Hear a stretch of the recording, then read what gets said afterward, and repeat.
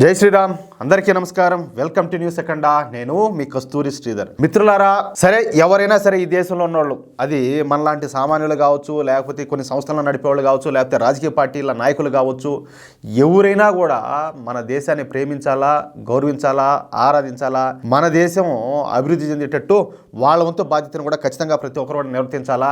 అదేవిధంగా మన దేశంలో మెజార్టీ ప్రజలైనటువంటి హిందువుల ఆకాంక్షలకు అనుగుణంగా పనిచేయాలి. అవునా కదా నేను చెప్పేది? కానీ చాలామంది ఈ సూడో సెక్యులర్లుగా మారిపోయి ఏం చేస్తారో మీకు అందరికి కూడా బాగా తెలుసు. ఈ దేశాన్ని వ్యతిరేకిస్తున్నారు, ఈ దేశాన్ని ముక్కలు చేయాలనుకుంటున్నారు, ఈ దేశంలో అసలు మెజార్టీ సమాజమైనటువంటి హిందూ సమాజాన్ని అసలు లెక్కలేనితనంగా మాట్లాడుతారు. ఏ రకంగా కూడా హిందువులందరినీ కూడా సర్వనాశనం చేయాలని చెప్పి చూస్తున్నారు.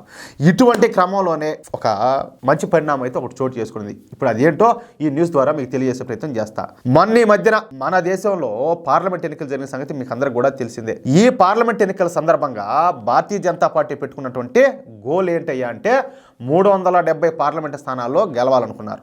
బీజేపీ ఆ దిశగా ప్రయత్నం చేసినప్పటికీ కూడా 240 స్థానాల దగ్గరే ఆగిపోవాల్సి వచ్చింది. కానీ 40 స్థానాలు కూడా రావనుకున్నటువంటి కాంగ్రెస్ పార్టీకి ఏకంగా 99 స్థానాల్లో విజయం సాధించింది. చూడండి, దీనికి కారణం ఏందయ్యా అని చెప్పి ఆలోచన చేస్తే అందుకు కారణం వచ్చేసి అబద్ధపు ప్రచారం అని చెప్పి తెలిపింది. కాంగ్రెస్ పార్టీ అదేవిధంగా దాని మిత్రపక్షాలైనటువంటి తోక పార్టీలన్నీ కలిసి బీజేపీ మీద చేసినటువంటి ఒక ఫేక్ ప్రాపగాండా మూలంగానే బీజేపీ గెలవాల్సినటువంటి 120 స్థానాల్లో ఓడిపోయింది.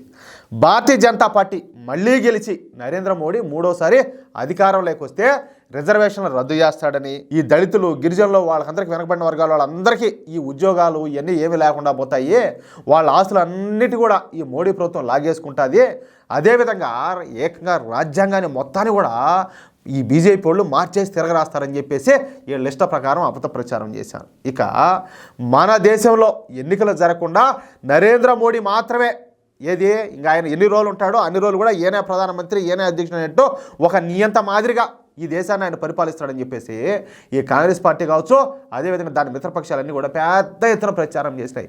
ఇంకొకటి, అబద్ధపు ప్రచారం చేయడంలో ఈ కాంగ్రెస్ కూటమి పార్టీలు ఏవైతే ఉన్నాయో వాళ్ళని మించిన వాళ్ళు అయితే మరొకరు లేరు. నిజంగా వాస్తవంగా ఓపెన్గా ఒప్పుకుంటున్నాను నేనైతే. మనం ఇక్కడ ఒక నిజాన్ని అయితే మాట్లాడుకోవాలా. ఈ విషయంలో అంటే ఈ ఫేక్ ప్రాపగాండాను ముందుకు తీసుకెళ్లడంలో కాంగ్రెస్ పార్టీకి సంబంధించినటువంటి సోషల్ మీడియా మాత్రం అద్భుతంగా పనిచేసింది, మామూలుగా పనిచేయాల. అందుకోసం కాంగ్రెస్ పార్టీ ఏకంగా 1500 మంది ఈ సోషల్ మీడియా ప్రతినిధులను అంటే ఎక్స్పర్ట్స్ను పెట్టుకునిందనమాట. వాళ్ళకు లక్షల్లో జీతాలు ఇచ్చింది, వాళ్ళకి ఏం కావాలంటే అది అలా చేసిందనమాట. ఫలితంగానే ఈ కాంగ్రెస్ పార్టీ సోషల్ మీడియా దీనికి సంబంధించినటువంటి కార్యకర్తలందరూ కూడా పెద్ద ఎత్తున సోషల్ మీడియాలో ప్రచారం చేసి కొంతవరకు అయితే వీళ్ళు సక్సెస్ అయినారు, ఏది ప్రజలను బుడ్డి కొట్టించడంలో. కానీ ఈ విషయాలను ఎన్నికలైపోయి రిజల్ట్స్ వచ్చేదాకా బీజేపీ అయితే గుర్తించలేకపోయింది. చూడండి, ఒక్కోసారి మనోళ్ళు కూడా కొంచెం ఓవర్ కాన్ఫిడెన్స్లో ఉండడమో లేకపోతే కొన్ని విభాగాలను పట్టించుకోవడం మూలంగా ఇదంతా కూడా జరుగుతూ ఉంటుంది. ఇప్పుడు నాకు తెలిసినంత వరకు ఇప్పుడు మన తెలుగు రాష్ట్రాల విషయం మనం మాట్లాడుకుందాం. తెలంగాణ కావచ్చు, ఆంధ్రప్రదేశ్ కావచ్చు, బీజేపీ సోషల్ మీడియా అంటే ఎవరైతే సనాతన ధర్మాన్ని గౌరవిస్తూ ఉంటారో, పాటిస్తూ ఉంటారో, ఎవరైతే ఈ దేశాన్ని ప్రాణానికి ప్రాణంగా ప్రేమిస్తూ ఉంటారో వాళ్ళు మాత్రమే ఈ సోషల్ మీడియాలో యాక్టివ్గా ఉండి వాళ్ళు స్వతంత్రంగా వాళ్ళంతటా వాళ్ళు ఏది ఈ దేశం మీద ధర్మం మీద ఉన్న అభిమానంతో వాళ్ళు పనిచేస్తున్నారు. ఏ ఒక్కరికి ఒక్క రూపాయి కూడా చెందదు. అసలు బీజేపీ నాయకులకు అసలు వీళ్ళు ఎవరో కూడా తెలియదు. ఆ బీజేపీ నాయకులు ఎవరైనా ఉంటే చాలామందికి తెలియదు. వీళ్ళ పాటికి వీళ్ళు ఈ వాట్సాప్లోనో ఫేస్బుక్లోనో ఏదో దాంట్లో సోషల్ మీడియా గ్రూపుల్లోనో ఏదో ఒక దాంట్లో వీళ్ళ పాటికి వీళ్ళు ఈ పోస్టులన్నీ షేర్ చేసుకోవడం, చూసుకోవడం, వీళ్ళు మళ్ళీ ఇంకొకరు షేర్ చేయడం, ఈ విధంగా వీళ్ళు అంతా కలిసి పనిచేస్తా 10 మందిలో మార్పు తీసుకొచ్చే ప్రయత్నం చేస్తూ ఉంటారు. ఏది ఇప్పుడు మన న్యూస్ అక్కడ ఛానల్ మాదిరిగా. అంతేగాని ఏ పార్టీ నాయకులకు వీళ్ళు తెలీదు, వీళ్ళు ఎవరిని పోయి కలిసేదిలా, వీళ్ళు పోయి ఆడికి పోయి నిలబడుకున్నా కానీ ఓడి గుర్తుపెట్టేదిలా, ఏమిలా. వీళ్ళు కనీసం రేపు ఏదైనా వీళ్ళకి ఏదైనా ఒక ఎంఆర్ఓ ఆఫీసులోనో ఒక పోలీస్ స్టేషన్లోనో ఇంకేమన్నా ఏదైనా ఒక అవసరం వచ్చినా కూడా పట్టించుకునే నాదుడు కూడా అలా. కానీ వీళ్ళకి అవన్నీ ఏం అవసరం కూడా అలా. వీళ్ళంతటా వీళ్ళు స్వతంత్రంగా వీళ్ళ పార్టీకి వీళ్ళు అవును నేను ఎవరి కోసం చేస్తున్నాను, నా దేశం కోసం చేస్తున్నా, నా ధర్మం కోసం చేస్తున్నా, నేను ఎవరి కోసం చేస్తున్నాను, మా కోసమే కదా మేము చేస్తున్నాం అన్నట్టు నిజాయితీగా పనిచేస్తూ ఉంటారు. వాస్తవం. ఇప్పుడు అంతెందుకు, ఇప్పుడు మన న్యూస్ అక్కడ ఛానలే ఉండదు, మాకు ఏ నాయకులు తెలియదు, మాకు ఎవరు ఏ ఎమ్మెల్యేలు ఏ ఎంపీలు మాకు ఎవరు తెలియదు. నాకు తెలిసి వాళ్ళకు కూడా మేము తెలియదు అనుకుంటాను నేనైతే. ఎందుకంటే ఇప్పుడు మీలాంటి వాళ్ళందరికీ సామాన్యులకు అందరికీ ఇప్పుడు జాతీయ వాళ్ళందరికీ కూడా మన ఛానల్ చేరుండదు ఉండొచ్చు కానీ నాయకులకు చేరుంటుంది అని చెప్పి నేనైతే అనుకోవడంలా. ఎందుకంటే వాళ్ళు చాలా వరకు చాలామంది అంటే ఆ కోణంలో ఉండరని చెప్పి నేను భావిస్తూ ఉంటా. అది ఏది మన విషయానికి వస్తే.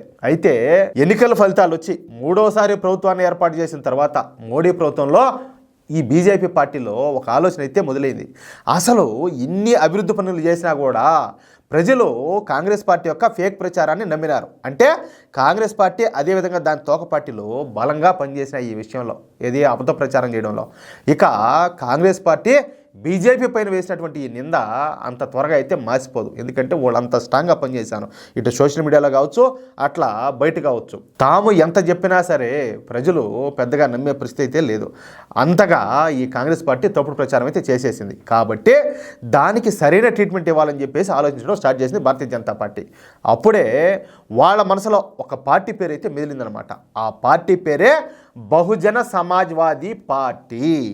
ఈ బహుజన సమాజ్వాదీ పార్టీ గురించి మీకు అందరికీ తెలిసే ఉంటుంది. ఇది ముఖ్యంగా దళితులు, బడుగు, బలహీన వర్గాల కోసం పాటుపడే పార్టీ అనమాట. ఇక ఈ పార్టీను ఈ కాంగ్రెస్ పార్టీ కావచ్చు, అదేవిధంగా ఈ ఉత్తరప్రదేశ్లో ఉండేటటువంటి ఈ సమాజ్వాదీ పార్టీ కలిసి ఈ పార్టీను నామరూపాలు లేకుండా చేయాలని చెప్పేసి కంకణం కట్టుకున్నారు. ఈ విషయంలో చాలా వరకు ఈ కాంగ్రెస్ పార్టీ కావచ్చు, లేకపోతే సమాజ్వాదీ పార్టీ కావచ్చు, చాలా వరకు సక్సెస్ అయినారు కూడా. అందుకే బహుజన సమాజ్వాదీ పార్టీ అధినేత అయినటువంటి మాయావతి ఈ కాంగ్రెస్ పార్టీ పైన, అదేవిధంగా ఈ సమాజ్వాదీ పార్టీ పైన ఆగ్రహంగా ఉన్నారు. పైగా బీజేపీకు పరోక్షంగా మద్దతునిస్తుంది. దీంతో వచ్చే ఉత్తరప్రదేశ్ అసెంబ్లీ ఎన్నికల్లో బహుజన సమాజ్వాదీ పార్టీతో పొత్తు పెట్టుకోవాలని బీజేపీ అధినాయకత్వం ఆలోచన చేస్తుంది. ఇక ఉత్తరప్రదేశ్ ఎన్నికల నుంచి ఇక శాశ్వతంగా ఈ బహుజన సమాజ్వాదీ పార్టీతో పొత్తు పెట్టుకోవాలని, తద్వారా ఈ కాంగ్రెస్ పార్టీకు దాని తోక పార్టీలకు చెక్ పెట్టాలని చెప్పేసి బీజేపీ పెద్దలు భావిస్తూ ఉన్నట్టు తెలుస్తుంది. ఇక ఈ రిజర్వేషన్ల గురించి, రాజ్యాంగాన్ని మార్చడం గురించి, ఎన్నికల నిర్వహణ గురించి, అలాగే కాంగ్రెస్ పార్టీ దళితులకు, అదేవిధంగా ఈ వెనుకబడిన వర్గాలకు చేస్తున్నటువంటి అన్యాయం గురించి మాయావతి గారి ద్వారా ప్రచారం చేయించాలనేది బీజేపీ ఆలోచనగా కనపడుతుంది. అదే జరిగితే ఇన్నాళ్ళు కూడా ఈ దళితులను, గిరిజనులను తమ ఓటు బ్యాంక్గా భావిస్తూ వస్తున్నటువంటి కాంగ్రెస్ పార్టీకు భారీగా గండి కొట్టచ్చు, డౌటేలా. అంతేకాకుండా తమపై వేసినటువంటి నిందను శాశ్వతంగా చేర్పేసుకోవచ్చు. ఈ కాంగ్రెస్ పార్టీ దాని తోక పార్టీల అసలు రంగునైతే బయట పెట్టచ్చు. ఈ ఆలోచనలతోనే బీఎస్పీ పార్టీతో పొత్తు పెట్టుకోవాలని చెప్పేసి ఇటు బీజేపీ, అటు బీజేపీతో పొత్తు పెట్టుకోవాలని చెప్పేసి మాయావతి భావిస్తూ ఉన్నట్టు తెలుస్తుంది. ఇక ఏం జరగబోతుందో మరి కొన్ని రోజులు అయితే కానీ తెలియదు. అది మొత్తానికైతే ఇది మాత్రం ఖచ్చితంగా మంచి శుభవార్తే. మీరు గత కొద్ది రోజులుగా ఆలోచన చేస్తూ ఉంటే పరోక్షంగా చాలా విషయాల్లో మాయావతి గారు బీజేపీని అయితే సపోర్ట్ చేస్తున్నారు, బీజేపీని కావచ్చు, మోడీ గారిని కావచ్చు. ఇదే దానికి ఉదాహరణ. అర్థమైందా? నేను చెప్పింది కరెక్టే అని చెప్పి మీకు అనిపిస్తే ఈ న్యూస్ని దయచేసి నలుగురికి షేర్ చేయండి. అదేవిధంగా మిత్రులారా, మీ యొక్క అమూల్యమైన అభిప్రాయాలను ప్రతి ఒక్కరు కూడా ఖచ్చితంగా కామెంట్ రూపంలో తెలియజేయండి. అలాగే మన ఛానల్ సబ్స్క్రైబ్ చేసుకోవడం మర్చిపోద్దు. ప్లీజ్ సపోర్ట్ చేయండి. మీరు ఎంత సపోర్ట్ చేస్తే మాకు అంత బలం పెరిగినట్లు. మేము ఇంకా కష్టపడి, ఇంకా మరింతగా కష్టపడి మీకు ఇంకా మరిన్ని న్యూస్ తీసుకొచ్చేదానికి మాకు బాగా ఇంట్రెస్ట్ ఉంటుంది.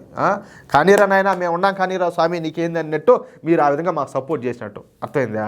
అది మ్యాటర్ అయితే ప్లీజ్ సపోర్ట్ చేయండి. జై శ్రీరామ్.